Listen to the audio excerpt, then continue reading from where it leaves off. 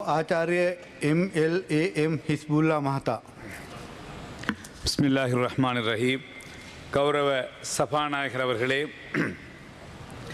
பின்வரும் விடயத்தினை கிராமிய அபிவிருத்தி, சமூக பாதுகாப்பு மற்றும் சமூக வலுவூட்டுகை கௌரவ அமைச்சர் அவர்களின் கவனத்துக்கு கொண்டு வர விரும்புகின்றேன்.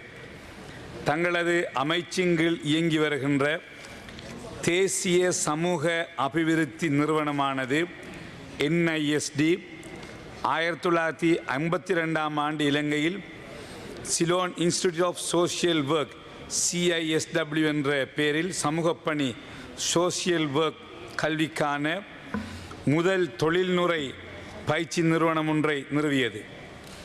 சமூக பணியாளர்களை தொழில்முறையாக பயிற்றுவிப்பதே இதன் பிரதான நோக்கமாக இருந்ததுடன் சமூக பணியில் டிப்ளோமா மற்றும் உயர்தர டிப்ளோமா பாடநெறிகள் வழங்கப்பட்டன.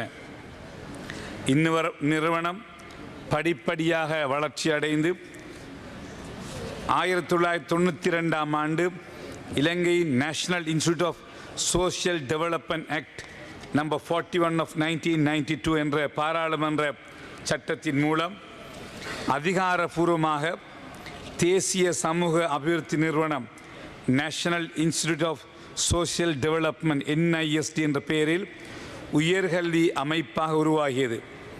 இந்நிறுவனம் சமூக பணியின் தொழில்முறை கல்வி, பயிற்சி மற்றும் ஆராய்ச்சி வடிவமாக செயல்பட தொடங்கியதுடன் இது சமூக பணியில் உயர்கல்விக்கான பாதையை வகுத்துள்ளது. கௌரவ சபாநாயகர் அவர்களே, பின்னர் பல்கலைக்கழக மானியங்கள் ஆணைக்குழுவினுடைய பரிந்துரைக்கு இணங்க 2005ஆம் ஆண்டு இலங்கை அரசு யூனிவர்சிட்டிஸ் ஆக்ட் நம்பர் 16 of 1978 கீழ் NISD பட்டம் வழங்கும் திறன் கொண்ட உயர்கல்வி நிறுவனம் என அறிவித்தது.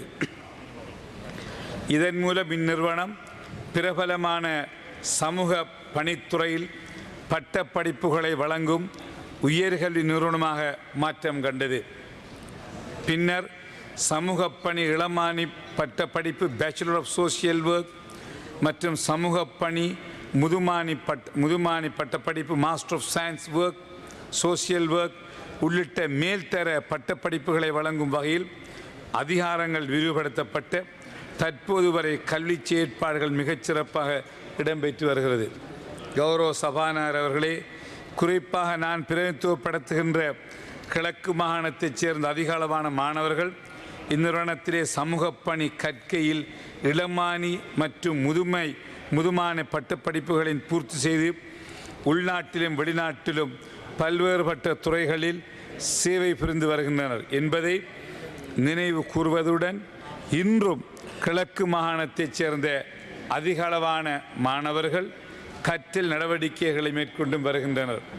கௌரவ சபாநாயகர் அவர்களே, இருப்பினும் இந்நிறுவனத்தின் ஒரு தேசிய பல்கலைக்கழகத்துடன் இணைப்பதற்கான முன்னெடுப்புகள் பல வருடங்களாக நடைபெற்று வந்தாலும் இதுவரை எந்தவிதமான நடவடிக்கைகளும் நடைபெற நான் அறிகின்றேன்.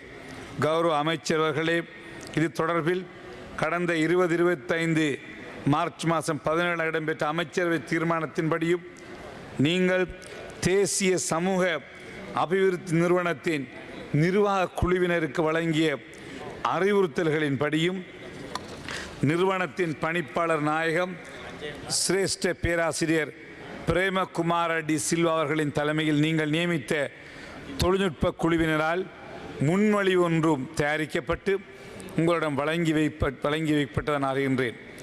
கௌரவ சபாநாயகர் அவர்களே, அத்தோடு இந்த நிறுவனத்தின் தேசிய பல்கலைக்கழகம் ஒன்றுடன் இணைத்து தருமாறு கோரி 2019ஆம் ஆண்டு மற்றும் 2025ஆம் ஆண்டுகளில் மாணவர்கள் போராட்டங்களும் இடம்பெற்றுள்ளதை நான் அறிகின்றேன். கௌரவ அமைச்சர் அவர்களே, இந்நிறுவனத்தை தேசிய பல்கலைக்கழகம் ஒன்றுடன் இணைப்பதற்கு ஆவண செய்யுமாறு இந்த உயரிய சபையிலே தங்களிடம் வினயமாக கேட்டுக்கொள்கின்றேன்.